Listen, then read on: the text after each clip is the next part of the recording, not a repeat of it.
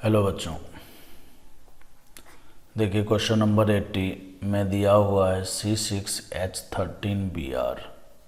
ठीक है, C6H13Br के साथ साथ लिया हुआ है OH माइनस। OH माइनस एक स्ट्रॉन्ग न्यूक्लियोफाइल है और स्ट्रॉन्ग न्यूक्लियोफाइल जो होता है वो SN2 रिएक्शन को फेवर करता है।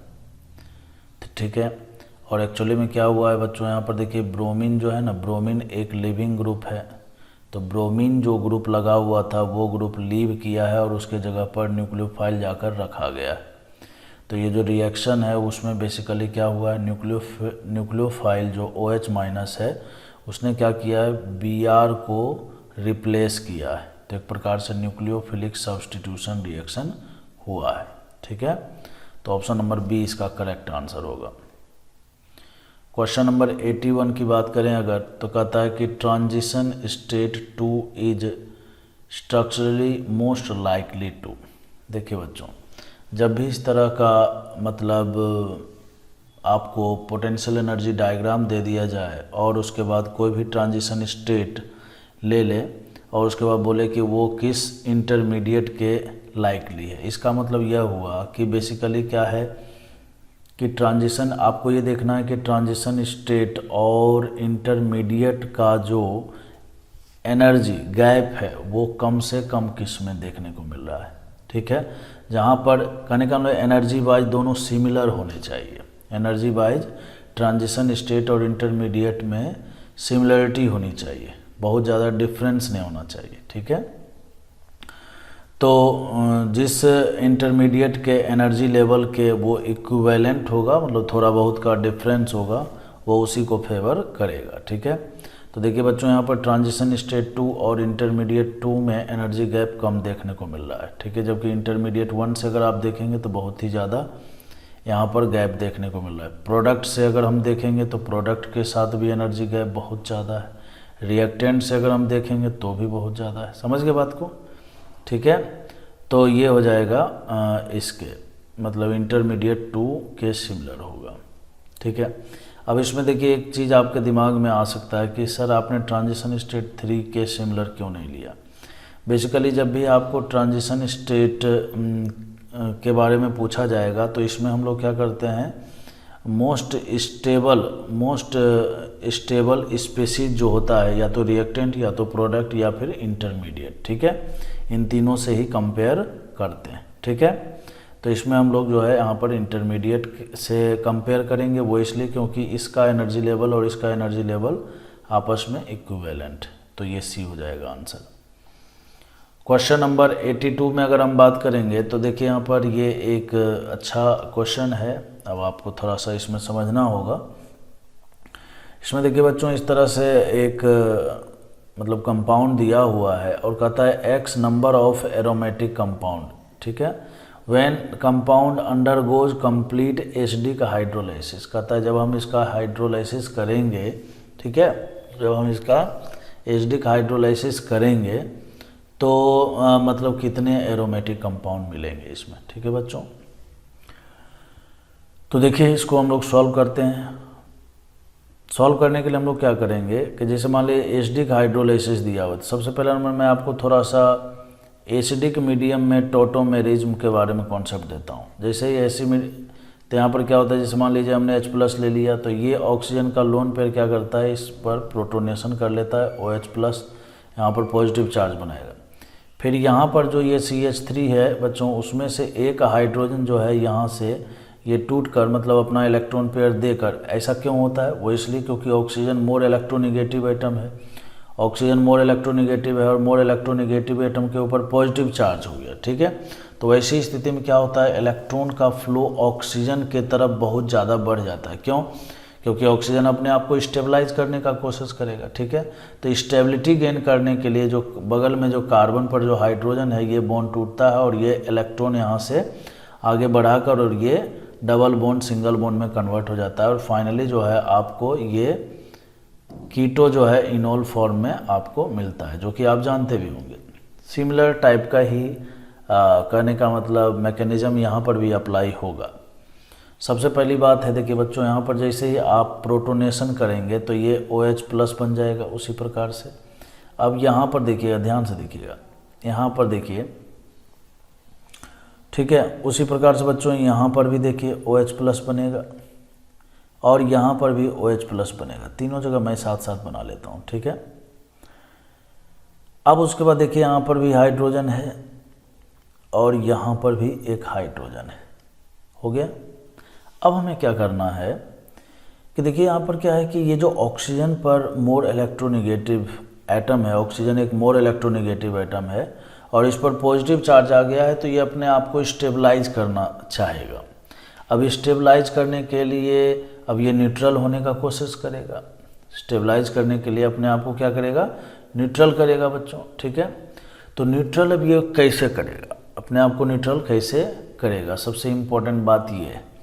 तो देखिए मैं आपको इस वाले मतलब सिचुएशन से, मतलब यहाँ का जो केस है इससे समझाता हूँ, तो आपको बहुत ही आसानी समझ में आ जाएगा क्यों हो रहा है। देखिए ऑक्सीजन पर पॉजिटिव चार्ज आया हुआ है, ठीक है, ऑक्सीजन पर पॉजिटिव चार्ज है। चलिए इस वाले ऑक्सीजन को ले लेते हैं। इस ऑक्सीजन पर पॉजिटिव चार्ज है तो ये अपने आप को न्यूट्रलाइज करने का कोशिश करेगा और न्यूट्रलाइज करने के लिए मैंने अभी बताया था कि एसिडिक मीडियम में भी टॉटोमेरिज्म पॉसिबल हो सकता है।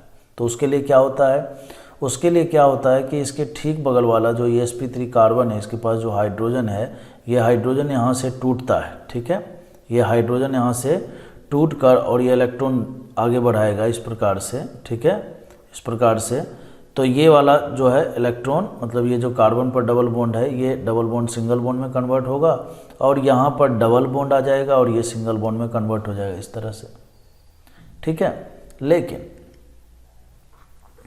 यहाँ पर क्या होता है कि हाइड्रोजन को ना तोड़कर, अगर हम ध्यान से सुनिएगा भाई, जो चीज़ मैंने बताया वो एक पॉसिबिलिटी है, लेकिन अगर हम हाइड्रोजन को ना तोड़कर ये जो साइक्लोहेप्टाट्राइन का सिस्टम है, अगर इस बॉन्ड को तोड़कर हम इसका इलेक्ट्रॉन आगे ट्रांसफ़र करें तो क्या होगा, तो होगा यूँ, यहाँ पर इस तरह से देखिए, यहाँ पर बच्चों ये OH, यहाँ पर डबल बॉन्ड कैरेक्टर आ जाएगा, ठीक है। यहाँ हाइड्रोजन ऑलरेडी वैसे रह जाएगा और इधर जो है ना, इधर बनेगा आपको साइक्लोहेप्टाट्राइन, इस तरह का कैटायनिक सिस्टम। समझ में आई बात, जो कि ये एक एरोमेटिक कंपाउंड है। नहीं समझे बात को भाई, हाइड्रोजन को तोड़कर भी हम आगे इलेक्ट्रॉन को ट्रांसफ़र कर सकते थे, लेकिन हाइड्रोजन को ना तोड़कर अगर हम इस बॉन्ड को तोड़ते हैं तो यहाँ पर एक बहुत ही ज़बरदस्त काम हो रहा है। पहला काम तो ये हो गया कि ऑक्सीजन पर पॉजिटिव चार्ज था तो ऑक्सीजन न्यूट्रलाइज हो गया, ना ऑक्सीजन को स्टेबिलिटी मिल गई। दूसरी बात क्या हुआ यहाँ पर, दूसरा बात ये हुआ यहाँ पर कि साइक्लोहेप्टाट्राइन जब टूटता है, टूटने के बाद ये कैटायनिक फॉर्म में आया, उससे ये एरोमेटिक बन गया। मतलब अगर हम इस साइक्लोहेप्टाट्राइन के जाके कान में बोल दें कि भैया तुम बॉन्ड को तोड़ लो और तोड़ने के बाद जो है तुम एरोमेटिक बन जाओगे, तो ये तो हर हमेशा इसी जुगाड़ में रहेगा कि कैसे भी ये बॉन्ड टूट जाए, कैसे भी ये बॉन्ड टूट जाए। तो उसी चक्कर में इलेक्ट्रॉन का जो ट्रांसफ़र है वो CH बॉन्ड से ना होकर वो इस रिंग वाले बॉन्ड को तोड़ने से होगा। मैं उम्मीद करता हूँ आपको समझ में आ गया होगा, ठीक है। इसका मतलब क्या हुआ, इसका मतलब ये हुआ कि इस बॉन्ड को तोड़ने से कोई नुकसान नहीं हुआ, इस बॉन्ड को तोड़ने से कोई नुकसान नहीं हुआ, ये एरोमेटिक बन गया और ये भी न्यूट्रलाइज हो गया। चलिए बहुत बढ़िया। अब फिर से सुनिएगा, इसका मतलब ये हो रहा है कि बॉन्ड तोड़ने वक्त हम ये देखेंगे कि स्टेबिलिटी गेन हो रही है कि नहीं, ठीक है। अब वैसे ही देखिए यहाँ पर बच्चों आपके पास दो ऑप्शन है। अगर आप इस वाले बॉन्ड को तोड़ते हैं, ये CC, ये इसको साइक्लोप्रोपाइल मिथाइल सिस्टम बोलते हैं, ठीक है। CPM कैटायन का नाम आपने सुना होगा।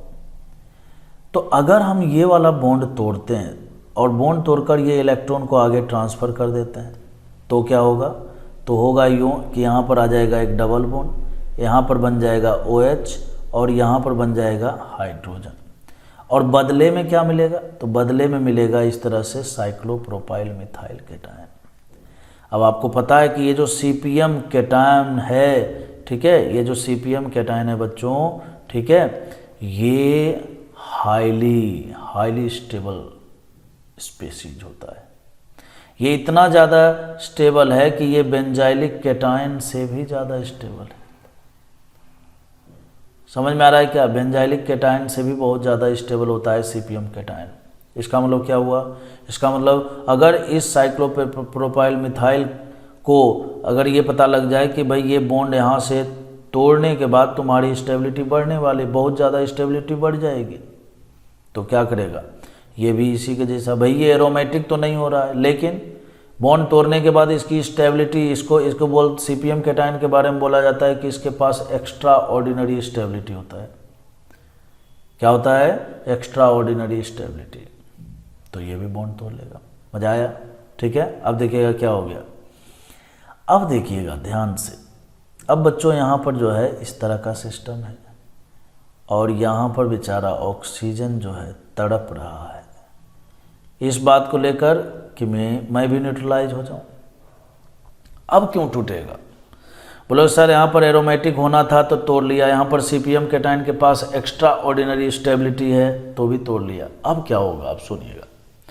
अब होगा यूँ यहाँ पर कि यहाँ पर देखिए हाइड्रोजन है, यहाँ पर हाइड्रोजन है, तो यहाँ से भी बॉन्ड तोड़ने की हमारे पास, बॉन्ड तोड़ने का हमारे पास दो सिचुएशन, या तो हम हाइड्रोजन को तोड़ दें CH को, या फिर इसको तोड़ें। बॉन्ड तो टूटेगा। बॉन्ड क्यों टूटेगा? क्योंकि बॉन्ड टूटने के बाद जो है अब क्या होने वाला है, यहाँ पर डबल बॉन्ड आएगा और ये सिंगल बॉन्ड में कन्वर्ट होकर और ये एरोमेटिक बनने वाला है। मतलब बॉन्ड तो टूटेगा, बॉन्ड तो टूटेगा। अब जब आप बॉन्ड को तोड़ोगे तो देखो दो प्रकार का स्पेसीज आपको मिलने वाला है। एक तो मिलेगा आपको ये 3 डिग्री का कार्बोकेटाइन और दूसरा मिलेगा H+। दोनों में ज़्यादा स्टेबल कौन सा है? ये।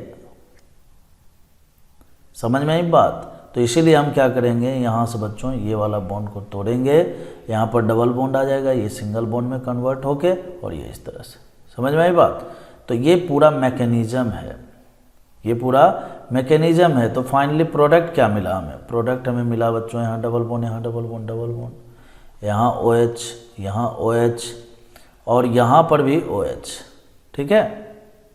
तो इस प्रकार से देखिए ये एक एरोमेटिक कंपाउंड और ये जो स्टार्टिंग में मिला था ये भी एक एरोमेटिक कंपाउंड और कोई एरोमेटिक नहीं मिला। तो नंबर ऑफ एरोमेटिक कंपाउंड कितने मिले? 2।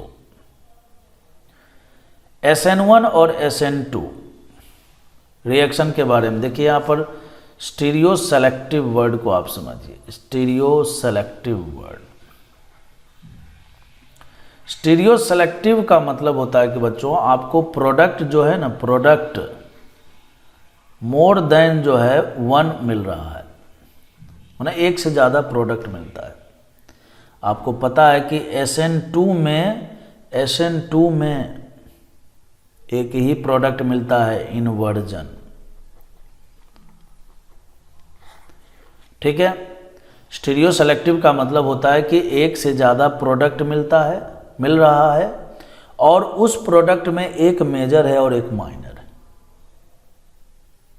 Selective word is related to the product site और इसका मतलब यह होता है कि जब आपको एक से ज़्यादा प्रोडक्ट मिलते हैं तो उसमें से आपको कोई एक सेलेक्ट करना पड़ता है मेजर प्रोडक्ट के लिए। तो भैया SN2 में तो एक ही प्रोडक्ट मिलता है। ठीक है। SN2 में तो एक ही प्रोडक्ट मिलता है, तो बोथ स्टीरियो सेलेक्टिव बोलना तो गलत बात हो जाएगा ना। SN1 स्टीरियो सेलेक्टिव है, SN1 स्टीरियो सेलेक्टिव है क्योंकि इसमें आपको पता है कि इन्वर्जन और रिटेंशन 2 प्रोडक्ट मिलता है। इन्वर्जन और रिटेंशन 2 प्रोडक्ट मिलता है, जिसमें इन्वर्जन का अमाउंट थोड़ा ज़्यादा होता है। समझ में आ रहा है क्या? तो इसका मतलब क्या हुआ? इसका मतलब ये हुआ कि ये जो SN2 है, ये जो SN2 है वो स्टीरियो सेलेक्टिव तो नहीं है। SN1 स्टीरियो सेलेक्टिव है। ठीक है। तो SN1 जो है स्टीरियो सेलेक्टिव है और SN2 स्टीरियो सेलेक्टिव नहीं है। तो बोथ स्टीरियो स्पेसिफिक, इसको भी मैं अभी समझाता हूँ। बोथ स्टीरियो सेलेक्टिव गलत हो गया, पहला स्टीरियो स्पेसिफिक और दूसरा स्टीरियो सेलेक्टिव, तो ये भी गलत हो गया।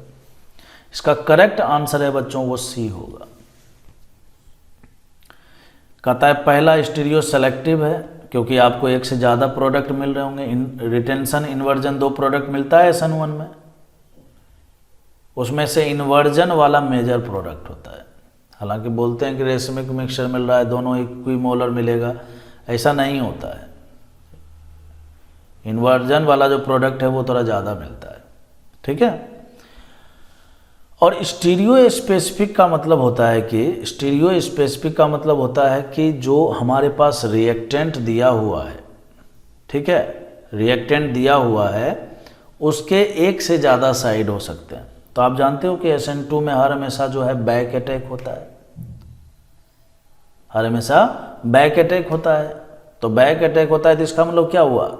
इसका मतलब ये हुआ कि जो हमारे पास रिएक्टेंट है उसके एक पर्टिकुलर कन्फिगुरेशन को अटैक करता है, पर अटैक करता है SN2। तो SN2 स्पेसिफिक होगा, सेलेक्टिव नहीं होगा, और ये दोनों होगा, ठीक है। तो इसका सी करेक्ट आंसर है। इसका आंसर जो है बच्चों वो गलत दिया हुआ है, आप इसको करेक्ट कर लीजिएगा, ठीक है। मैंने आपको समझाने का कोशिश किया है। अब बात करेंगे हम क्वेश्चन नंबर 84 के बारे में। कहता है most reactive compounds towards SN1 reaction. देखिए बच्चों SN1 रिएक्शन में क्या होता है? SN1 रिएक्शन में पहले लिविंग ग्रुप लीव करता है, कार्बोकेटायन बनता है ना। इस फोर्थ वाले में जब आप यहाँ से इसको लीव कराएंगे, यहाँ कार्बोकेटायन बनाएंगे। अब आपको पता है कार्बोकेटायन रीअरेंज करता है, तो जब ये रीअरेंज करेगा तो ये देखिए रेजोनेंस होगा यहाँ पर, तो कार्बोकेटायन यहाँ पर बन जाएगा और यहाँ पर डबल बॉन्ड बनेगा। ध्यान से सुनिएगा, कार्बोकेटायन कहाँ पर बना? कार्बोकेटायन यहाँ पर बन गया, ठीक है। और यहाँ पर जैसे ही कार्बोकेटायन बना ना, तो ये साइक्लोप्रोपाइल, ठीक है, साइक्लोप्रोपाइल कहते हैं, हेप्टाइल है, टेट्राईन का कैटायनिक सिस्टम है। आपको पता है बच्चों ये एक एरोमेटिक कंपाउंड है तो इंटरमीडिएट ही, लेकिन इंटरमीडिएट जितना ज़्यादा स्टेबल होता है ना, इंटरमीडिएट जितना ज़्यादा स्टेबल होता है उतना ही रिएक्शन रिएक्टिव होता है। समझ में आई बात मैंने क्या बोला? देखिए कार्बोकेटायन हर जगह बनेगा, देखिए कार्बोकेटायन हर जगह बनेगा, ठीक है। और कार्बोकेटायन को जब आप रीअरेंज करोगे तो यहाँ पर देखिए पॉजिटिव चार्ज यहाँ आएगा, यहाँ पॉजिटिव चार्ज आएगा, यहाँ पॉजिटिव चार्ज आएगा। अब आपको देखना है ये पॉजिटिव चार्ज जो रीअरेंजमेंट के बाद मिला है, इन सब पॉजिटिव चार्ज में सबसे ज़्यादा स्टेबल पॉजिटिव चार्ज कौन सा है? कैटायन कौन सा? इंटरमीडिएट किसका सबसे ज़्यादा स्टेबल? इसी का है, तो मोस्ट रिएक्टिव यही होगा, ठीक है। चलिए क्वेश्चन नंबर 85 में बात करेंगे। 85 में बच्चों यहाँ पर देखिए सोडियम एमाइड दिया हुआ है। सोडियम एमाइड आपको पता है कि एक बेस होता है। क्या होता है? एक बेस है। तो ये जो sp कार्बन है, sp कार्बन से लगा हुआ जो हाइड्रोजन होता है ये भी एसिडिक होता है, तो यहाँ से हाइड्रोजन निकलेगा, एनायन बन जाएगा। फिर एक मोल और है, 2 मोल लिया है, तो एक हाइड्रोजन यहाँ पर भी है बच्चों, ये भी मोर इलेक्ट्रोनिगेटिव है। इलेक्ट्रोनिगेटिविटी की बात करेंगे तो ऑक्सीजन ज़्यादा है sp कार्बन से, ठीक है। अब आप सोचिए, कार्बन पर नेगेटिव चार्ज, ऑक्सीजन पर नेगेटिव चार्ज, दोनों में से ज़्यादा अच्छा न्यूक्लियोफाइल कौन सा होगा? न्यूक्लियोफाइल का मतलब क्या हो गया? इलेक्ट्रॉन पेयर डोनेट करना चाहते हैं। तो बच्चों जो लेस इलेक्ट्रोनिगेटिव होता है ना, जो लेस इलेक्ट्रोनिगेटिव होता है वो ज़्यादा अच्छा न्यूक्लियोफाइल होता है, क्योंकि मोर इलेक्ट्रोनिगेटिव जो होगा वो अपने इलेक्ट्रॉन को कस के पकड़ेगा, जो लेस इलेक्ट्रोनिगेटिव है वो इलेक्ट्रॉन पेयर दे देगा आसानी से। समझ में आई बात? तो ये जो C- और O- है, तो उसमें से C- जो है आसानी से इलेक्ट्रॉन पेयर अपना देगा। तो ये C- जब आसानी से अपना इलेक्ट्रॉन पेयर देगा तो ये क्या करेगा बच्चों? इसके ऊपर अटैक करेगा, आयोडीन यहाँ से निकल जाएगा। मतलब क्या होगा पता है? C ट्रिपल बॉन्ड C, और इसके साथ हम जोड़ देंगे CH2CH3, ठीक है। ऊपर वाले साइड में यहाँ पर आ जाएगा CH2CH3। फिर देखिए यहाँ पर मिथाइल लिया हुआ है, तो ये O माइनस अब क्या करेंगे, इसका अटैक यहाँ पर करवा देंगे, तो आपको बच्चों OCH3 मिल जाएगा नीचे। और इस तरह का स्ट्रक्चर आपको देखिए केवल यहीं पर देखने को मिल रहा है बी में, लेकिन अभी और देखेंगे। H2PD BaSO4 बेसिकली बच्चों ये लिंडलर कैटेलिस्ट है। क्या है? Lindlar catalyst. लिंडलर कैटेलिस्ट का क्या काम होता है? तो लिंडलर कैटेलिस्ट का काम होता है, लिंडलर कैटेलिस्ट का काम होता है अल्काइन को अल्कीन में बदलना, और अल्कीन में भी कैसा, सिस अल्कीन में बदलना। तो यहाँ पर देखिए बच्चों सी ट्रिपल बॉन्ड सी जो है, तो इसको अल्काइन को अल्कीन में बदलेगा, और वो भी कैसा अल्कीन, सिस अल्कीन। तो देखिए यहाँ सिस तो जैसा दिख ही रहा है, दोनों हाइड्रोजन एक ही तरफ, तो बी आंसर होंगे। ठीक है, तो इस बुक में यहीं तक दिया हुआ है, लेकिन नए वाले एडिशन में 89 तक क्वेश्चन है, तो 85 के आगे का जो सॉल्यूशन है वो मैं नेक्स्ट वीडियो में डाल देता हूँ। ठीक है, तो इस वीडियो में हम लोग 85 तक का ही सॉल्यूशन देखेंगे। मैं उम्मीद करता हूँ आपको समझ में आया होगा। ठीक है।